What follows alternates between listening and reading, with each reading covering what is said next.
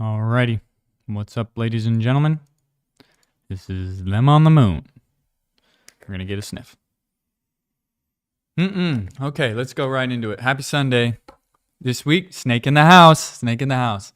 I'm sitting right here and I see something out of the corner of my eye. Look, snake sidewinding across the floor, just coming in. I was like, oh. And so I was like, no. And so I get a sweeper thing, like a broom thing. Try and sweep him out. He doesn't want to go out. He wants to be in. Anyways, I finally get him out the door and he jumps into the grass and slithers away. But then he came back in later. I was sitting on my bed and I see him going under the curtain. I was like, hey, go out. And I got him out again. And the next day he came in a couple times again. I don't know why he wants to be in here so bad, but I don't want him to be in here if I'm being honest. But he seems harmless. I took a picture of him, put him on the AI and said, is this a poison? I said, is this a danger snake? And it said no. So that's good. But he had some crazy colors here. I'll show you. I'll show you him now. I was going to get to it with the photo dump, but here he is. This is Greg. Look at these cool colors. Wow, very cool. Animals are amazing. And then he's a little guy. And then here's, like, for reference, him in the house. That's Greg. Little snake. Little snithery snake. Sneaky snake. Yeah, but I'm not, like, freaked out of snakes. Like, I'll take that over a giant spider any day. And then there's a couple lizards here, but nothing like it was in Bali. But I told the host, I was like, hey, is there any way for you to install like a door sweep or a door stop under the doors to keep the snakes from coming in? He said, yeah, he'll do it. So I think there's also a pretty good amount of mosquitoes in here. I saw him spray outside for them, I think, but I think they come in under the door too. And then too, it was raining and storming and the water was splashing in. So I think that some like door sweeps or something to seal under the door will be a good addition to the place. But yeah, so that was the snake in the house. Man, I'm just dealing with all kinds of bugs and animals and things these days. It's interesting. It's crazy because I think living in Bali for that those weeks like really like desensitized me to bugs and like spiders and like just being with lizards. Like I was just living with lizards. Like I swear when I was in Bali, I could see a lizard at all times. Like there was just always a lizard somewhere, if not 10. And so I just kind of got used to it and like the geckos and stuff. So whatever, we're out here. But anyways, let's see what else we got here. Okay, so last Monday I had a music day and it was interesting because I was writing top line all day for some of the beats and stuff I've made before. And I listened back and like, and none of it's really bad, but I was just feeling like it wasn't that good all day. And I wasn't vibing. I was kind of discouraged. And I was like, didn't know what I was doing. I was just like feeling bad, I was just like, damn it. Cause I love the music days. And when it goes like that, I'm just like bummed. But then I decided I was just like, I'm going to start on something fresh and just see what happens and just go for it. So I did like a 4-hour session at the end of the day. And for the first half, I was making something and made a drum beat and made some stuff. And then I was like, it doesn't sound happy enough. So I redid a bunch of chords. I made some happy chords. Ended up writing this song all the way through that I love. It's called Flower. And it's in the post. I put the link to it in here. And so if you go to 3 hours, 29 minutes and 50 seconds, you can like hear the song and like kind of where it's at right now. But I'm going to work on it tomorrow a bunch. I'm very excited. So I love that I ended up with something I loved at the end and just pushed through it. It was, that was encouraging. So anyways, and I live stream on there every Monday. It's basically Sunday evening in the Pacific, like in America, but I stream all day on my Mondays, my music days. And it's like Sunday night in America, so feel free to come hang out. It's on my other Danny Suede music channel, but it's linked in the blog.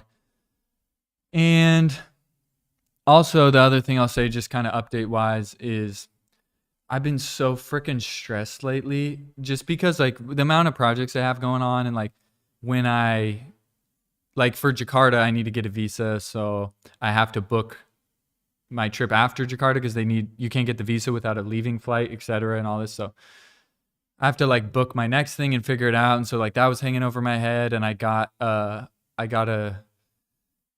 VFX project I'm doing for like a short film in LA. And I've got all the stuff I'm doing, my live video, my song coming out, my freaking I got vlogs backed up that I got to edit. I got crazy freaking bills coming. I got to switch my like bookkeeping service and like all these freaking bills and shit coming. And I'm just like so stressed. And so like usually I'll get to a point where my like stress level is so freaking high and I'm like so overwhelmed that I just like lock in and just like start knocking shit off the list like a madman to like chill.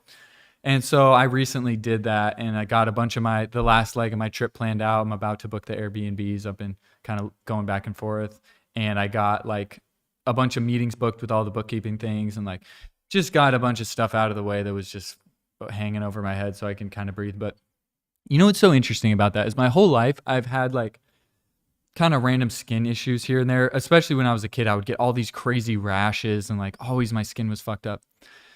And since I've been older, I don't have it that much. Like once in a while I'll get some stuff, but recently I've been getting these like rashes in my, like on the edge of my arm and it's basically gone now. But I would started getting it when I started traveling again, especially during the travel days and like the things where I'm really stressed. And I think there's different things that contribute to it, but I think it's mainly stress like brings it out. And it's so funny because it was like pretty chill mode when I got here, but usually if I put some lotion on there, it'll go away. It did in Bali because it was coming in Bali and I was like, oh no. So I put some lotion on there every day and it just went away. And then it started coming back when I got here, but it started getting pretty bad. And I was putting lotion on there and it wouldn't go away and it was getting worse. And I was like, oh no, freaking out. But anyways, since I did this like rip and like got all this stuff off my plate so I could chill a little more and like, you know, figured out all this stuff I had to figure out and just like knock down a bunch of these things that were stressing me out, it's like basically going away. It's like basically gone again. And I'm like, wow, it's so amazing how there may be other factors. Like I wonder if the hard water here and like certain other things, maybe the food I'm eating here, certain things exacerbate it, but like it'll be dormant unless I reach a certain stress threshold, then it'll start coming out. But it's just amazing how my body, like I can physically tell on my body when it's like when I'm like when I got too much like cortisol or I'm not sleeping good and I'm tripping and like everything. So it's just interesting, man. Being a human, being alive is crazy. Having a body is crazy. But as far as like medical problems or like things, it's like really not a big issue, but very low key. But it's just interesting. And I've also noticed, you know, I don't want to say PTSD, but the thing is, since the earthquake, I've started to notice that I still have residual. I get triggered and have like residual fight or flight. Like my body will go into panic when I hear certain things. Like there's been storms here recently, or like I'll just hear something that sounded like the way the building was cracking when it was the earthquake, or like the way it sounded like water in the hallways, this like echoey, like turbulent sound. And there's certain things that just sound like it.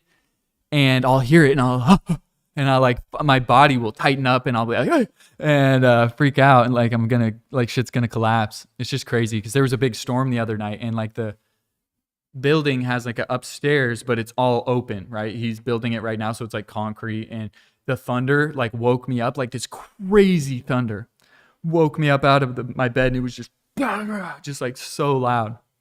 And I just had a full panic, like not like a panic attack, but like full physiological like panic response. And I've just been noticing that I'll hear shit and my body will panic, and it's completely related to that earthquake experience. And it's just so interesting because the sounds that trigger it, like when I was folding my clothes when the earthquake happened, like I heard the sound and I wasn't scared at all, right? I heard these weird sounds and I was just curious. I'm like, oh, what is that? I'm like looking out the window. I'm like, is it raining? Like, is water hitting the building? Like, so I thought someone was maybe like pouring water off the top of the building and it was hitting the side of the building, like the cracking sound. So like when I heard all those sounds in the hallway and everything, like I wasn't even scared at the time, right? It's like the association after the fact. Once I knew that's an earthquake, it's like my body remembered that precursor to the scariness, right? To the scary experience. The precursor to that was these weird sounds in the building and like the echoey weird sounds. And so now when I hear those, it's like my body my brain connects that to the scary experience and triggers me because it's like, oh, last time you heard this, something fucking scary happened like a minute later. So It's just so it's amazing, right? It's amazing. The brain and the body and all of it is amazing. But I've been noticing it a lot still, and it's like that's why I don't want to say PTSD, because I don't feel like it's like a disorder, because it doesn't cause me shit. Like I'll be scared for like a second, or like, you know, like maybe a minute of like my heart's beating a little fast, but it's like nothing crazy. But it's just really amazing and interesting to me. But anyway, so there's that. That isn't actually my update. I don't know why I felt the need to share that. It's funny. But and then the last thing is I skipped the music day yesterday. They have the music night at the cafe, and he wanted me to sing or play something. And I've been practicing my ukulele in case maybe I am going to sing something, but I don't know. It's like a 50-50. I'm pretty scared to do that. But man, because the dudes last night that were singing were killing it. And like the culture here is so interesting, because the music they like I don't think, I've never heard anything over there like what I do or like what I play. It's very different, the music they like and play here. But they were ripping it, dude. The dude was just hitting it, and he was freaking good. He was belting and just hitting these freaking high notes and just like giving it everything he had. Like it was amazing. I was like, wow, because I could just hear from over here. But I was like, dang, I don't know if I'm going to go over there and go, eh. But anyways, okay, let's go into the update here. New from me this week. My song Sheets is out, baby. Probably one of my best songs. Sounds amazing. It's a bop and a vibe. I'm doing a music video in Jakarta next month. And I actually just worked on the treatment for that and sent it to the director yesterday. So I'm trying to figure all that out, getting into that and all the ideas and figuring that stuff out. So all that's on there. The best way to support me is to save the song on Spotify, add it to your playlist, share it, press share, and send it to someone. Even if it's yourself, Spotify can just see when you press share, and just enjoy the song and vibe out. It's a happy song. Feels happy. I did a breakdown of the art, how I made the art, which is pretty dope. Here it is. Here's the art. Cool freaking art, right? And this like new kind of technique I'm using to do my photos and my art, which I think I'm going to do some video stuff with it, but I did a breakdown of basically how I got the photo, how I did everything. So that's on YouTube too. And then the other new thing for me is I published a new blog post last week called There's a Lot of Stars in the Sky, Even If You Can't See Them. And it's a collection of short inspirational stories. And I'm using this for a marketing campaign I'm doing too, but it's really cool. It's like I compiled all these really interesting success stories and cases, and they're very short. They're like little one-pagers, but they're so cool. And it's meant to open your mind and show you that the way success comes is so often like not what you expect, or like just these amazing stories that are like so inspiring, and it just makes you feel like you never know what you might be able to do. And I feel like the goal is for it to make people who have a dream rethink if they can go for it or not, because I think many people think they can't go for it.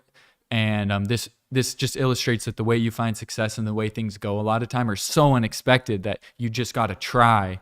And if you really try and go for it, you'll make it, but you would never see the way you would make it ahead of time. You have to try first. And I feel like because people don't want to do that, or they can't imagine how they would become successful, they never try. So that's kind of the point of that, but it's fun. I love it. And I've known a lot of the stories for a while, and I just compiled them all into a thing and kind of say them in my own words. But here we go. Coming up, I finally uploaded my Sheets live session from Bangkok. I got the master. I'm going to be finishing the video this month. This comes out next month.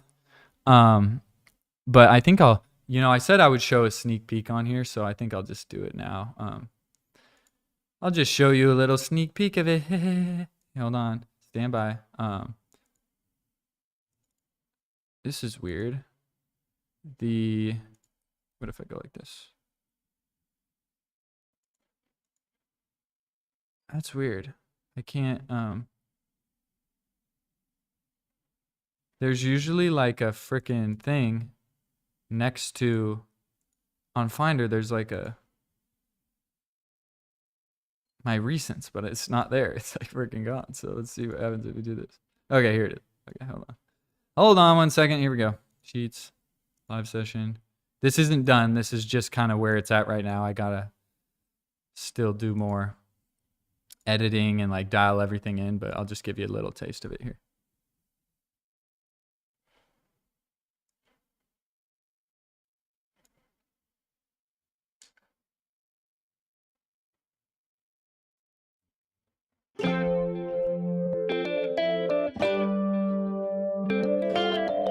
my Thai band that I hired. Let's go. I could brush my teeth, or I could wash my sheets, but no matter what I do, I just can't wash the worry off me. It's been building up on my back like grass, shoulders looking tan, but it's all just dust. But I got nice teeth, so I let it show. Smile, breathe, let go. If it don't lift me up. All right, that's all you get.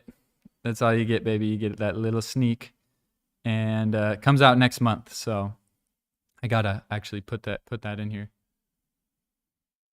So I think the date is early. I'll just say. When is the date? I don't know. I'll put it later. Anyways, I gotta put that. Okay, let's go. Next thing. What I'm wondering about. Is the extent of the air pollution in Hanoi noticeable from a public health perspective? So my grandpa texted me, his hairdresser is like Vietnamese, and she said Hanoi is like one of the most polluted cities in the world. So, and it's true, which I haven't noticed because I'm on like the outskirts of Hanoi, but yeah, it causes shit, and you can tell based on there's a healthcare strain, especially when the air gets really bad. Annually, approximately 5,800 people die in Hanoi from diseases related to the fine dust air pollution. So that's not good. We're just going to ignore that reality, though. Okay, do mosquitoes have sex to reproduce? This is so interesting. Because I thought it was like fish where they lay the eggs and then the men fertilize it. No, mosquitoes have mid-air sex, normal sex, like a person. It's really weird. It lasts only a few seconds to minutes, so just like humans. Just kidding. But yeah, it's funny. But anyways, who knew that? And bees too. Get this. This is freaking crazy. Bees have normal sex too. The queen flies, and she'll have sex with like 5 to 20 dudes basically in a row. And when the dudes' dicks explode and they die after, which is crazy. And then she gets all the sperm she needs for her whole life in that one kind of session. So she basically rolls out, gets loaded up by a bunch of dude bees who all freaking dicks explode and they die. And then she has everything she needs for her life to lay eggs and stuff. So that's pretty wild. Nature is wild. It's so crazy to me. I was like, wow, I didn't know. I mean, maybe everyone knows that. I feel like I maybe knew that in the back of my head, but holy crap, that's interesting. What is a threshing floor as referred to in the Old Testament? It's basically where they take all the grain and they do a process to separate the wheat from the chaff. And I guess it was kind of like a communal area. They would eat there and stuff. So there's lots of stuff that happens. I guess do sacrifices too. So that is interesting. What is usury? Someone commented this on my YouTube video about loans. And usury is defined as charging interest on a loan above the lawful ceiling set by the statutes or regulations. The exact minimum rate varies by country and in the United States by state. So it's just giving someone a sketchy loan. I forget which country it was. There's a country in Africa right now where the interest rates are like, it's like a 3-month loan. It's like 80%. I was like, holy shit. That's crazy. Okay, what is heuristic thinking? So I was actually talking to my homie Josh this week, and he was telling me about heuristics to look into it for like posting shorts and videos and titles and stuff. So I didn't look into it right in that second, but then someone commented on my Jordan Peterson clip and was like, Jordan Peterson doesn't use logic, he just uses heuristic thinking. And that's why people like what he says, because he skips the complex reasoning or something. So I was like, what is heuristic reasoning? Heuristic thinking. So it's basically like using shorthands for thinking. So it says heuristic thinking refers to the use of mental shortcuts or rules of thumb to make decisions and solve problems quickly and efficiently without conscious awareness. These shortcuts allow individuals to bypass complex analysis and avoid cognitive overload by focusing on the most relevant and readily available information rather than evaluating every possible outcome or option. So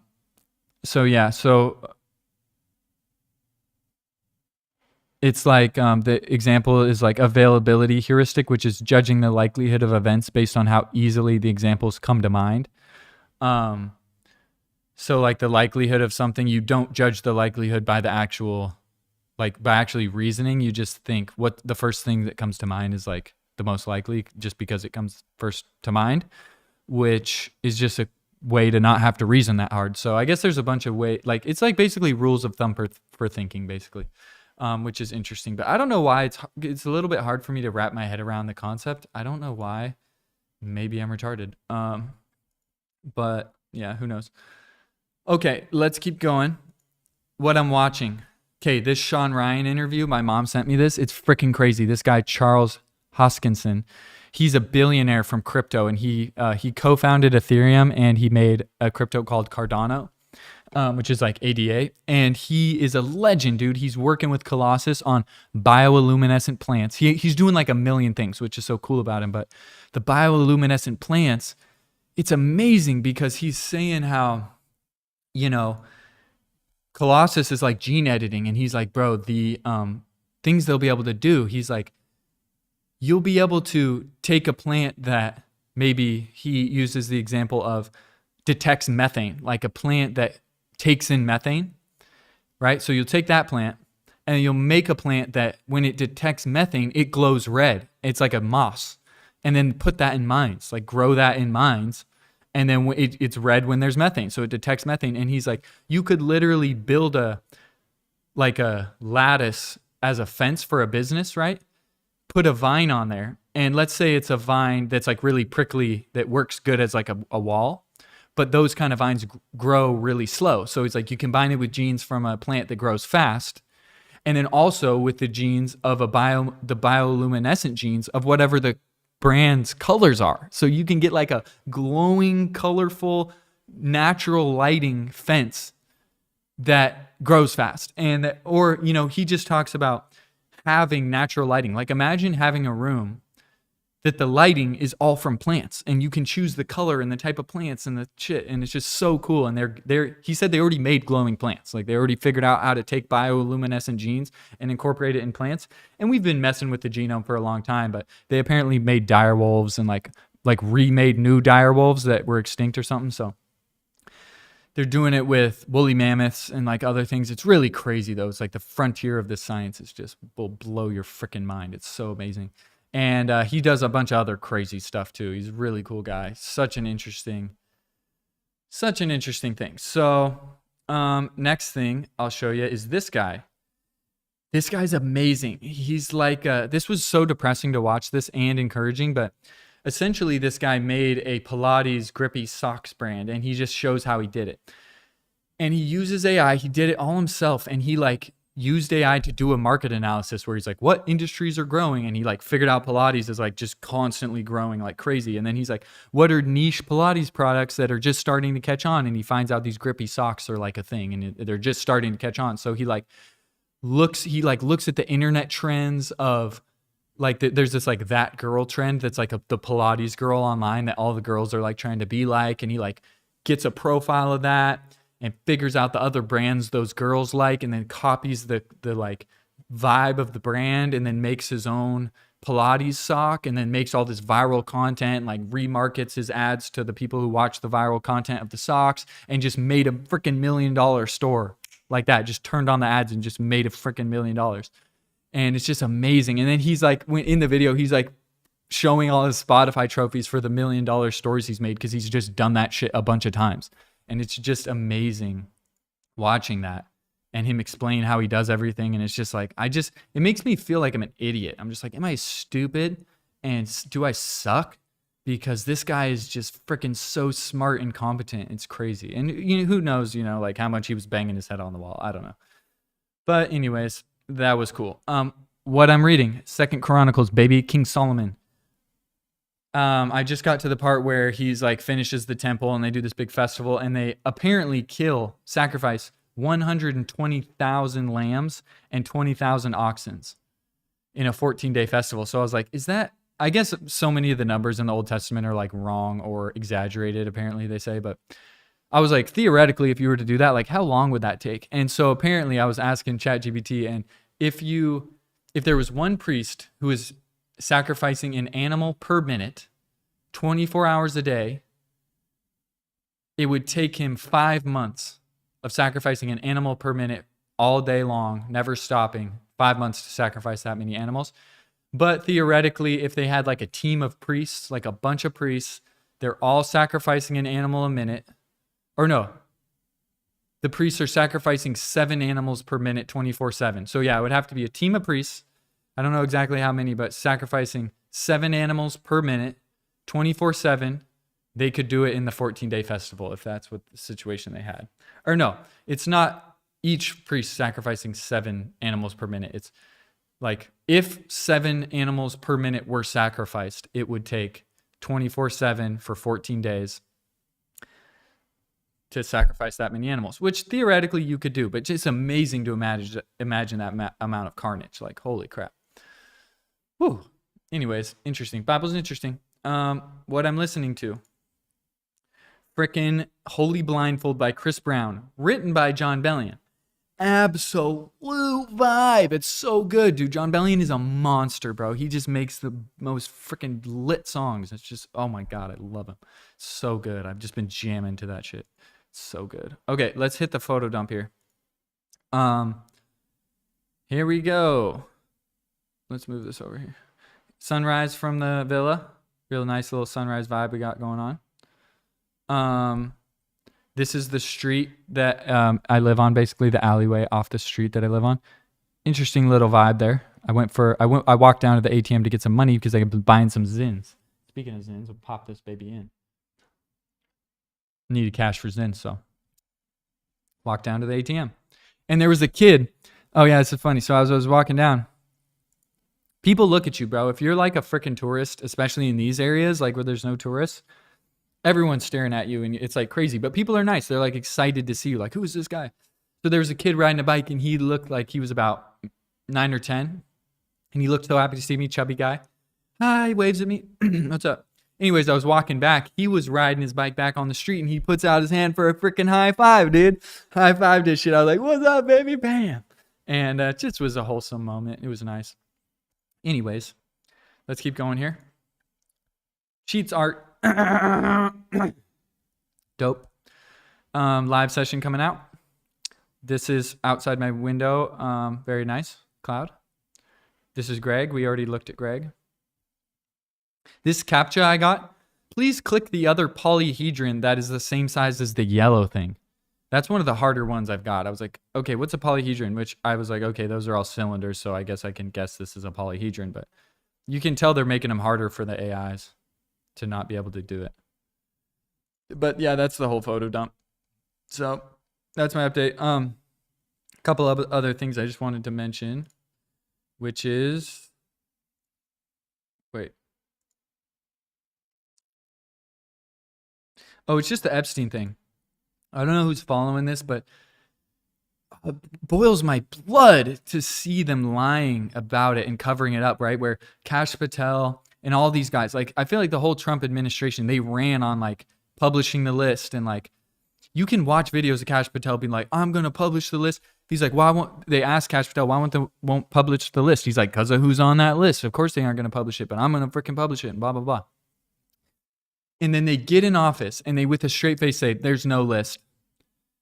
There's nothing there. He killed himself. The freaking video, dude, they looked in the metadata of the video that the DOJ released, and it was clearly modified by Premiere Pro. You can see there's multiple clips that got spliced together in the metadata.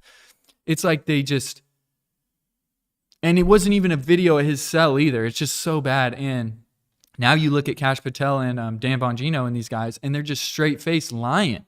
You could tell they're lying. They're like scared on, like, I think their lives got threatened, or their families' lives, because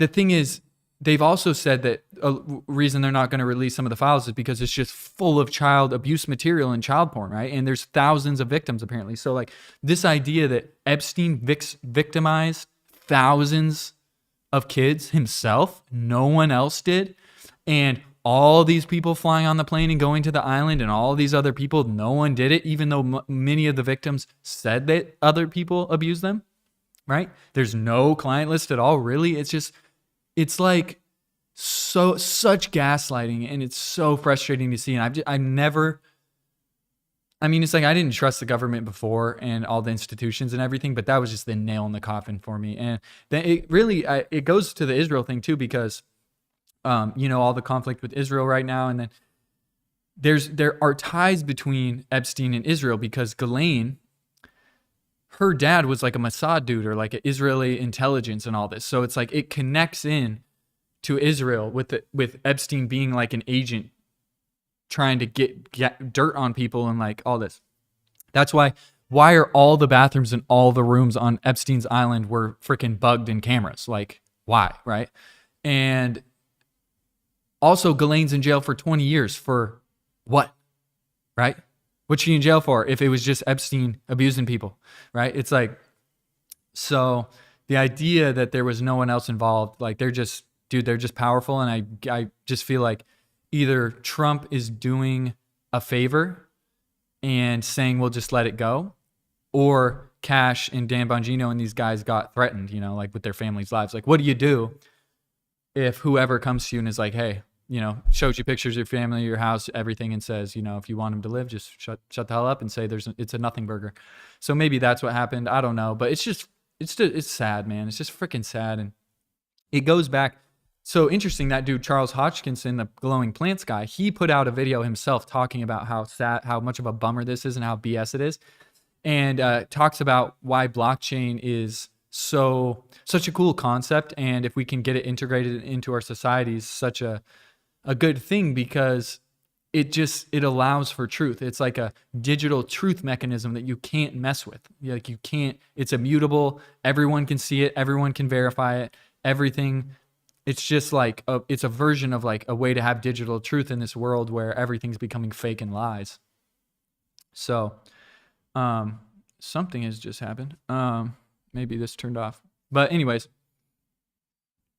So yeah, that's that, but kind of a bummer to see that. How do I go to my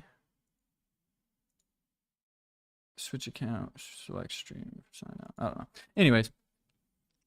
So yeah, that was a bummer to see that, and I hate it. I freaking hate it. But anyways, it is what it is, and I'm gonna get to work today and rip it. But I hope everyone has a good week, and we'll see you next week. If you want to get my updates, there's a link in the description to subscribe. It's free, and I do updates every week. Go check out the new song. And yeah, goodbye.